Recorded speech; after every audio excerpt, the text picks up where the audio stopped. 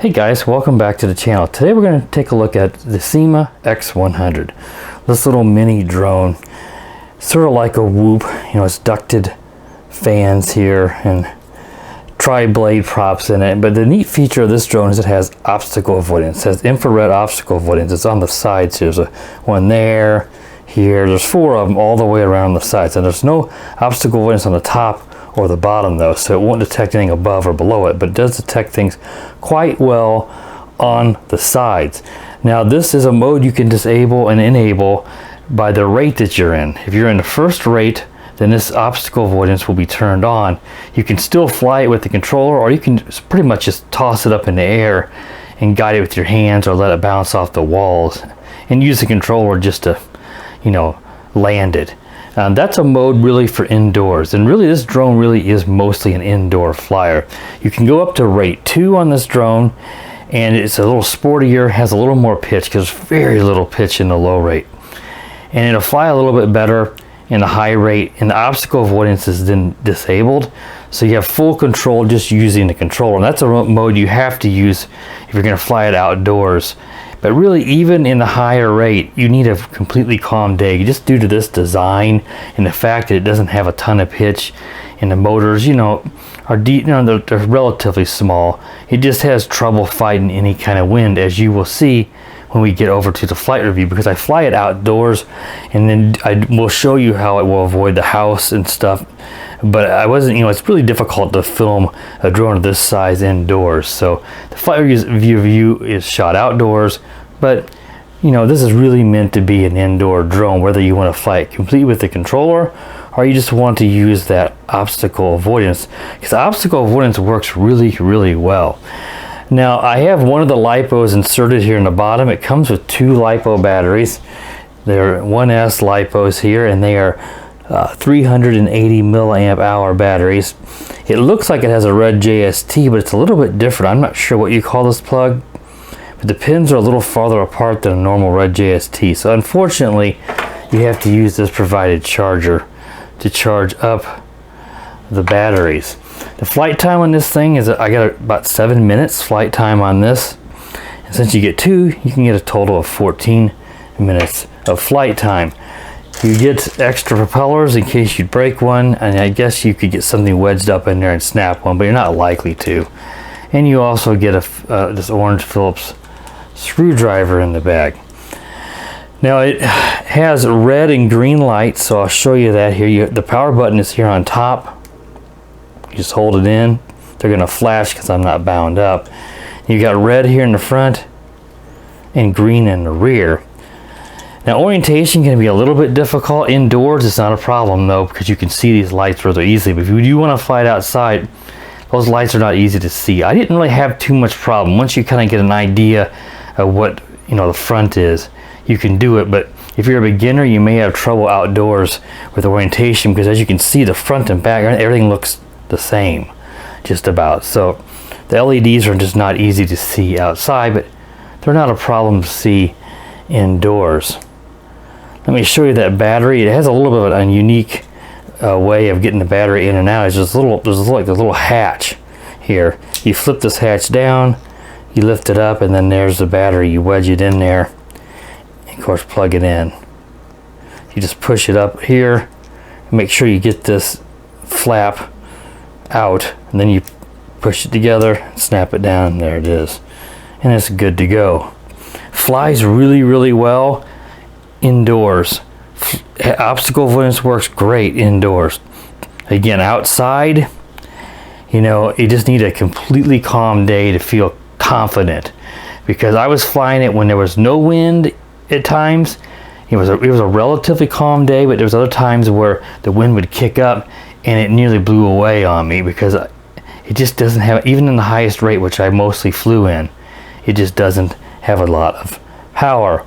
Now the rate, when you do go up to higher rate, the yaw does also increase on this quadcopter. So it flies pretty good. It's just, like I said, not a ton of pitch and power on the highest rate for outdoor flying, but perfectly fine for indoor flying. Here's the controller, a pretty standard Syma, mini controller, really comfortable and really nicely made. These upper left buttons are not functional on this quadcopter.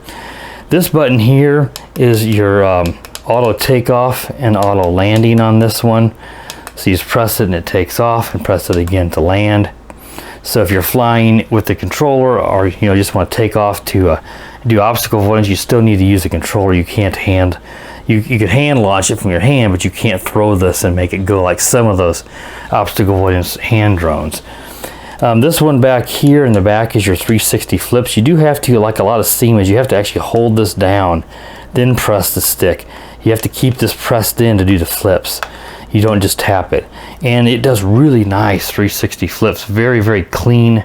It doesn't typically lose a lot of altitude, so I really like that. Your gyro calibration is down and to the right. So yeah, and then you have the flip between your rates. I want to say flips. To switch between your rates, you just press in on the right stick, and it'll beep and beep beep, and you go between the first and second rate. Again, the first rate is your obstacle avoidance mode, and the drone has a very, very, very little pitch and roll. It just very little. You go up to the second rate, press it in, and it goes 2 beeps. Then of course your pitch and roll here will increase, and you can fly faster, and the obstacle avoidance is disabled. So pretty basic. You just got your flips, your auto takeoff landing, your rates, and your gyro calibration down to the right. To do auto takeoff, you don't have to necessarily just use this button. This one will take off automatically. There's 3 ways of actually disarming and arming the propellers or motors and then taking off. You can give it throttle, and that by one press up starts the motors, then press it again up and it will take off. You can also do down and inboard like this. That will unlock or lock the props, and once it starts to go, you can just give it throttle. Or again, the simplest, just using that auto takeoff button right here. So Syma's been doing that a lot. I don't know why they give you 3 different ways of doing it. Honestly, just doing this is about as easy as anything. Though in the flight review, I think I used the button. That's also really simple. But yeah, 3 different ways of starting and stopping the motors and taking off.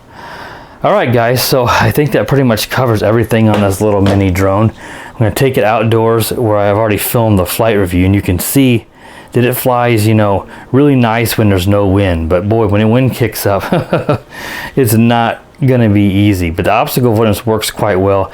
You can't see that really well in my video because there's not that many things I can try to fly it against outdoors, but it definitely works. You have to take my word for it. It works really good indoors, though I had a little bit of trouble with my hand. Inside it worked well, but outside it still butted up against my hand, and when I was in the obstacle avoidance mode, and it could just be the glare. This IR sensors are very sensitive to light, sunlight, mirrors, bright objects. It's going to interfere with the IR. So keep that in mind, that the infrared obstacle avoidance won't work really well outside. So again, that's why that mode is strictly an indoor mode.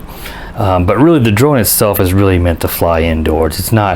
It just doesn't have enough pitch to fight the wind. All right, enough of that. So let's go ahead and head on outside now for that flight review. All right, guys, so let's take the Syma X100 out for its flight review. Now, I'm going to show you the low rate where the obstacle avoidance works, and of course the second rate, the high rate, which disables that, and that's going to be the spoiler rate. That's more designed for flying outdoors and using the controller.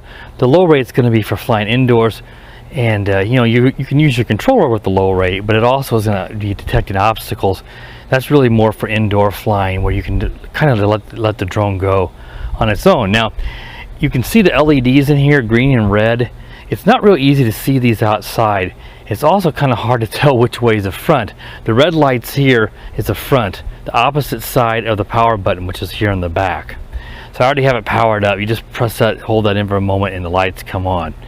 And we'll have to see how we can do with orientation with this drone, because it doesn't have such a distinct front of the drone. So let's go ahead now and we'll take it up now and fly it around and see how it does. Go ahead and set it down there. Let's see, I think gyro calibration, yes, is down and both sticks to the right. Let's see if we can do that again so you guys can see the lights blinking there on the table. Let's go ahead, and you can do several different ways to take off of this drone. You can just give it throttle and it'll start the motors, as you can see, and then you can give it throttle again to actually take off. Or you can do sticks down and in to unlock the props, or you can do auto takeoff. So it's got quite a few different options for starting and stopping the motors. You can see I just stopped the motors and started them right there. Let's just do the simplest, which is just pressing the auto takeoff button. And we're on the lowest rate, and boy, it's going to really struggle with the slight breeze. I'm going to go ahead and kick it up to the highest rate, otherwise I cannot fly this outdoors. Even now it's slow go, but at least I can move it. I'm going to get it over here away from the wind, and we'll put it in low rate so we can show you the obstacle avoidance. It works really well. So I'm going to press in on the right stick again and lower it down. See very little pitch, but watch. You can see the obstacle avoidance should work here. Let's see if I can. Didn't do it there, but it should pick up my hand here. Well, there it goes. It's being a little bit slow. Inside the house I didn't have any problem. Let's see if I can take it over here and bump it towards my control box here and see if it detects it. Yeah, there it goes. See? It works quite well, but it doesn't seem to pick it up my hand as well as I thought it would. I'm going to back it up. Again, this is more of a just let the drone go kind of a thing with obstacle avoidance. You can fly it, but as you can see, there's so little pitch. You got to be in completely calm conditions, which it actually is right now. It is a real struggle to move with almost no pitch. I'm going to bump it up to a higher rate. We'll fly it over here and try it up against the house. So if you're going to use the low rate, you really got to be indoors. It's made to throw it up and let the kids chase it around, and you just use the controller for last resort. Let's lower it down to the low rate now. Turn the obstacle avoidance back on. I'll move it over here. Back into the low rate. Let's see if it detects the... Yeah, it detects the wall. You see how it moved back there? But boy, you get any wind outdoors, you have to flip it back into second rate, or you can't bring it back. There we go. Let's see, move it up towards the house, and it detected it, move back. I'm going to put it back in a high rate. Let's take it around and fly it without the obstacle avoidance. Apologize that I didn't show up too well. Filming a video indoors is not an easy thing to do. So I didn't want to just give you guys an idea to see how well it works. Because obstacle avoidance does work really well, but it was not picking up my hand as well as it did in the house. In the house, I had no problem guiding it around. I'll show you some flips. The flips is that rear right button that's right behind the auto takeoff. And it just flips really, really well. You have to hold it in while you do the flip. You don't just press it like I just did there. You have to hold in the button and then give it the way you want to flip it. It just really, I mean, look how nice that flip is. Really quick, and it's right back to where it was. I mean, it doesn't really even lose altitude like so many of them do. It doesn't have to raise up a whole bunch. Lost a little altitude there, but most of the time, the flips are wonderful. Really nice. So this is really an indoor drone. Outdoors, you need to be like a day like today, and you got to, of course, be in second rate, and you got to keep it close. Even in its second or high rate, as you can see, there's the pitch. It cannot fight much wind, but it flies really, really nice. Try to get a total flight time here on this at the end, because I didn't actually get one in my testing indoors. So we'll try to include the total flight time on this little guy. As you know, you get 2 batteries. That's a big plus. Just wish they would have used red JST plugs on those batteries, because you got to use the included charger to charge those batteries. Whereas red JST, you can just use a hobby grade, because that's a common plug. I'm not familiar with this little plug. It looks like a JST, but it's not. And I tried plugging a JST. The pins are a different distance, so you can't actually plug it into a JST. The yaw does increase the rates if you do want to fly in the low rate. Again, that's an indoor thing, but you can see here, here's the yaw. Not too bad. This is of course the second rate. And bring it over here, and we'll try to lower it into the low rate for just a moment. There's the yaw on the low rate, and there's the yaw on the higher rate. Low rate, high rate. You can see the yaw does increase. So far, I'm not having too much trouble with the orientation. It's really fighting the breeze now. Wow, I'm blowing away here. It's trying to come back, but it's a struggle. I can just keep it stationary. Here it comes. It cannot fight much wind, guys. Again, this is really an indoor flyer. But I can tell you it does fly really nice inside. So if you are okay with most an indoor flyer, I'm going to lower it down here because we're really struggling with the wind. I'm just trying to keep it from blowing away. I've got a cross breeze from right to left, and there's no way it can fight that at the moment. But when it lets up, I can. I'm going to try to keep it below my fence, so at least, there we go. I've crashed back here somewhere.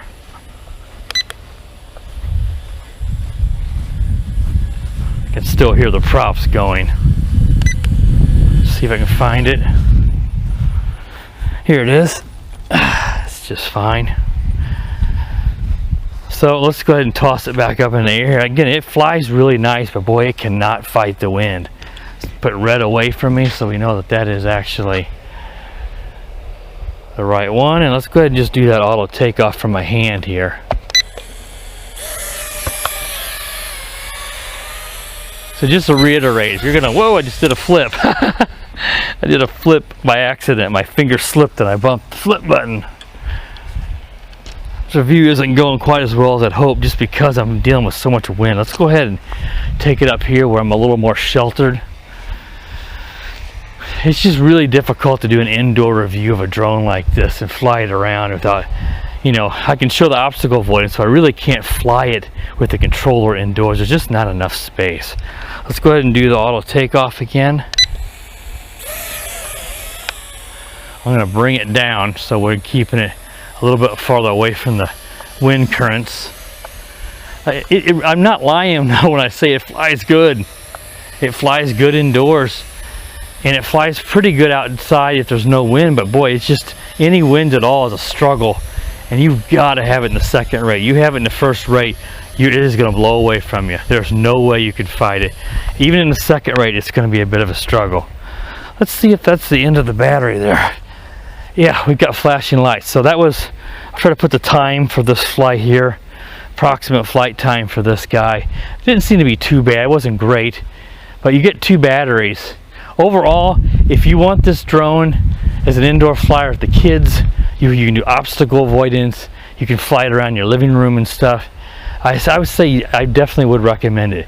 If you want this drone to be able to go outside, fly, and indoors, you know, it's kind of iffy as long as you're going to fly it on a really calm day and you do plan on flying indoors. If you want a drone for just outdoors flying, then this is not one I'm going to recommend. It just doesn't have enough pitch to be able to fight the wind even in highest rate, and it will just blow away on you. As you can see, I wasn't able to fly this drone around as much as I'd like, just because when the wind does kick up, it's just too much.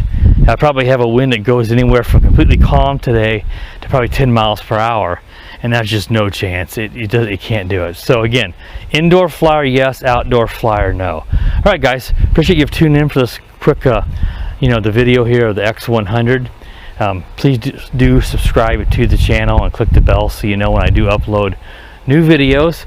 And as always, guys, have a wonderful day. The power of the dark side.